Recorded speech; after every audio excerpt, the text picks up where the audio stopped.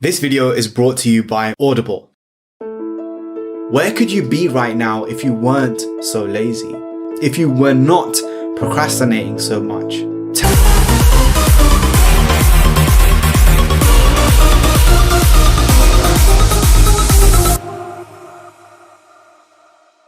Lazy again, and you're looking, hoping for the answers.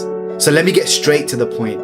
This is the final episode in an incredible 5-part series we've done on motivation to study, helping you to become a remarkable student. And the scientifically 5 proven ways to overcome your laziness that I'm going to talk about are this. Number 1, be clear on what you want. Number 2, approach it with a cool and collected mind. Number 3, challenge yourself to do better every day. Number 4, create a sense of greater purpose and contribution. Number 5, build connections and powerful relationships.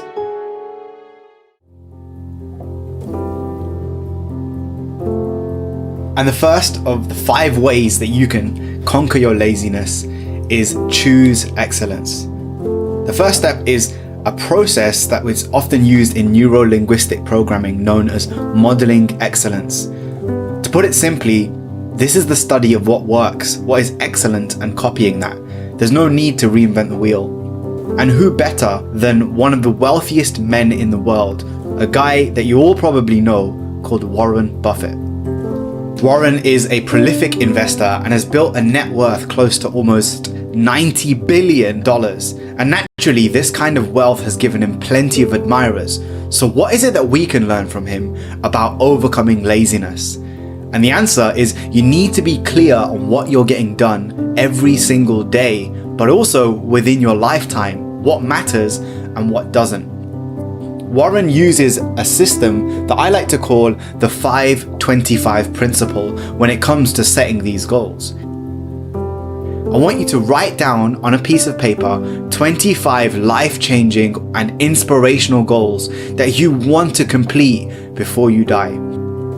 Things that if you could accomplish, you would really feel like you'd mastered your potential. Once you've done this, I want you to take a look at your list. Now your job gets more difficult.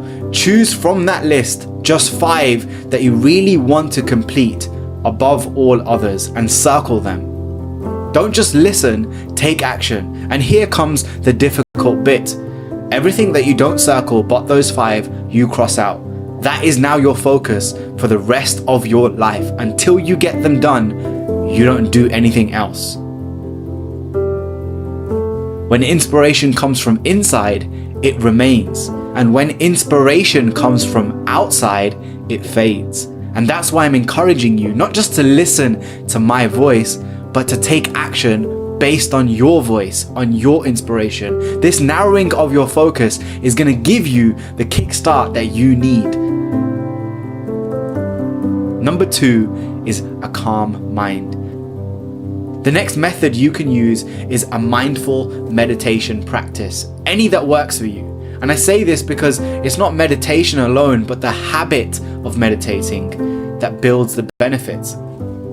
A 2012 study done by Italian neuroscientist G. Pagnoni found that meditation not only changes brain patterns, but it also confers advantages in mental focus that may improve your cognitive performance. And Pagnoni recruited 12 Zen meditators who'd been practicing for at least 3 years. He compared them with a control group of 12 volunteers who'd never meditated but were the same age and had the same education level as the meditators. He then put each of them into an MRI machine to measure how their brain patterns were moving and functioning. What did he find? Compared to the non-meditators, the meditators had more stability in what's known as the VPMC, a region of your brain that's thought to be linked to spontaneous thoughts and mind wandering. In every test that he did involving mental focus, the meditators who had a consistent habit of meditating outperformed the control group on the task. Number 3 is choice. Maybe you're not lazy, but you're lost. A man convinced against his will remains of the same opinion still. Did you choose to take on this work, this assignment, even if it was forced on you by your parents, your friends, your school, college, university? Did you take some time to make that choice your own? There is a concept known in the world of psychology called the locus of control. What we refer to when we talk about a locus of control in an individual is something that dictates not just your own laziness, but things like your attitude, your performance and fulfillment from life. And what it refers to is an individual's belief system regarding the causes of his or her experiences, the factors that attribute to your success or failure. There are two main types of control: the external locus of control and an internal locus of control. And if we take an honest look at your focus and procrastination today, is it based on externalized factors or internalized factors? Which one has greater effect? Which one has greater importance? If a person has an internal locus of control, that person attributes their success to his or her own efforts and abilities. On the other hand, if you have an external locus of control, you're constantly looking out the window instead of in the mirror. You're attributing your success or your lack of it to luck, fate, and therefore it's less likely you're going to put the effort in. That's not to say that an internal locus of control is good and an external locus of control is bad. There are other variables that we have to consider. However, psychological research has found that people with an internal locus of control, they tend to be better off in life. Knowledge is only useful when it's applied. That's only when it becomes powerful. So what are the factors in your control? How can you focus more on your internal locus of control? And be honest with yourself. Where are you letting laziness creep in again? Where are you falling victim to your external locus of control? Number 4 is contribution. When you think of the jobs that people imagine as being the most meaningful, what do you think of? Fireman, nurse, midwife, neurosurgeon, teacher. These are all jobs that help other people in some way. There's a growing body of evidence that helping others is a key ingredient for life satisfaction. People who volunteer, for example, tend to be less depressed and healthier. A randomized study showing that performing a random act of kindness makes the individual giving even happier. And a global survey found that people who donate to charity are as satisfied with their lives as those who earn twice as much. So if you're feeling lazy, instead of trying to find ways to be more productive, find ways to be more of service. Growth in one area of your life translates to growth in other areas of your life. So give, make a difference. And the final one, and perhaps the most important one, are you happy? Seriously, are you happy? Are you connected with good people and building good relationships? None of us exist in isolation, and the most common regret of those who are dying is not maintaining good relationships with good people.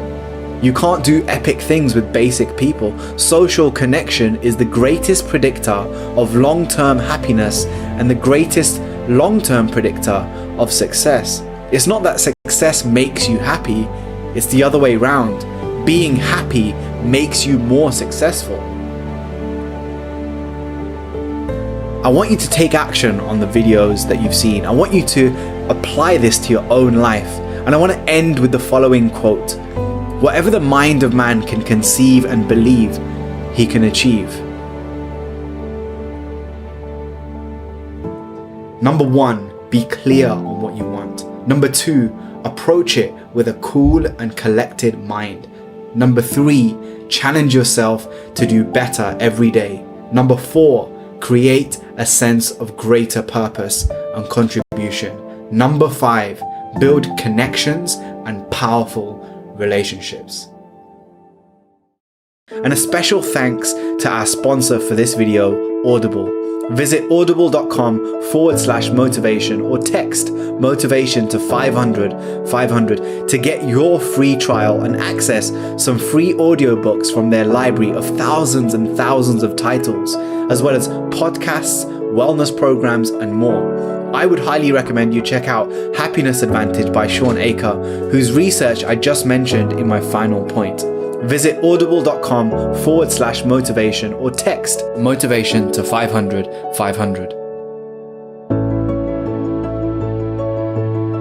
Thank you for being on this remarkable journey with us over the last year. My name is Keshav, and if you want more videos on self-improvement like this, subscribe to my YouTube channel by clicking the link down below, and make sure you follow me on Instagram for daily posts and stories at KeshavBX.